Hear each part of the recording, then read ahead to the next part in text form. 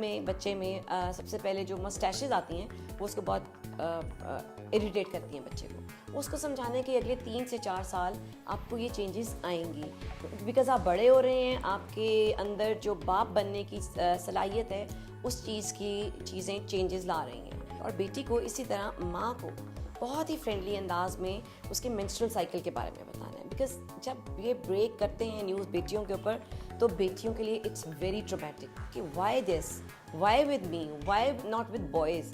तो फिर ये भी बताएं कि ये जो माँ बनने की एक आपको अल्लाह ताला ने नेमत देनी है आगे, तो उसके लिए ये ज़रूरी है। थोड़ा सा पेनफुल है, थोड़ा सा मुश्किल है, मगर ये सबके साथ होता है, मैं आपके साथ हूँ। और यस, अगर पीरियड्स मिस हो रहे हैं बच्ची के तब भी डॉक्टर के पास आएँ, और अगर ज़रूरत से ज़्यादा पेन है तो भी डॉक्टर के पास आएँ। ज़ाहिर है फिज़िकल चेंजेस के साथ हार्मोनल चेंजेस भी आएंगी, हार्मोनल चेंजेस आएंगी, इमोशनल चेंजेस भी आएंगी। बच्चे बहुत ज़्यादा गुस्से वाले हो जाते हैं, ख़ास तौर पे मेल्स। इसको हम बड़ा डेलिकेट पीरियड समझते हैं मेल्स के लिए, और उसमें बच्चे को आपने ये बताना है कि बेटा देखो ये फेज़ है, इसमें तुम्हें गुस्सा आएगा, बगैर वजह के लड़ाइयाँ नहीं करनी, गुस्से को खुद कोशिश करो कि कंट्रोल में करो। दूसरा, उसकी जो जिनसी ख्वाहिशात हैं बेटे की भी और बेटी की भी, वो उस टाइम पे उभर के सामने आती हैं। जिन लोगों को वो अपने इर्द गिर्द भाई या बहनें समझ रहे होते हैं, वो उनको फिर सेक्सुअली अट्रैक्शन होती है। ये भी बताएं कि ये नेचुरल है, बट जाहिर है आपको अपने टाइम के साथ ये सब चीज़ें मिलेंगी, ये भी बताएं। और ये बताएं कि ये अर्ज है, उस अर्ज को एक्सटेंसिव नहीं जाने देना, उसको भी कंट्रोल में रखना है। तो फ्रेंडली वे में हम चलेंगे पेरेंट्स अगर, तो हमारी बच्चे बच्चियाँ बहुत सी चीज़ों से बच जाएंगे।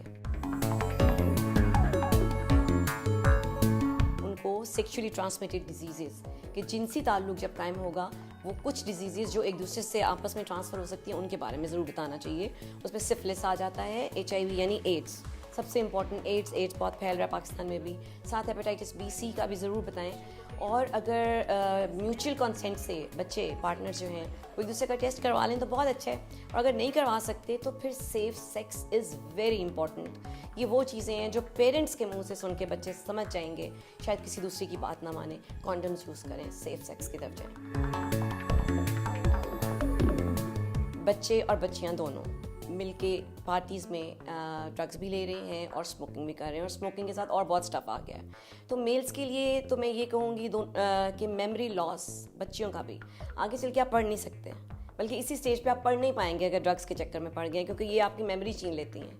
और दूसरा, मर्दों में जो आता है वो है इरेक्टाइल डिसफंक्शन। ठीक, जब बाप बनने का ज़माना आएगा और आपको 15 साल से इरेक्टाइल डिसफंक्शन हो जाएगा, फिर आगे आप सोच सकते हैं कि कॉन्सिक्वेंसेस क्या हैं, बाप बनने में या आगे शादी चलाने में कितनी मुश्किल आएगी।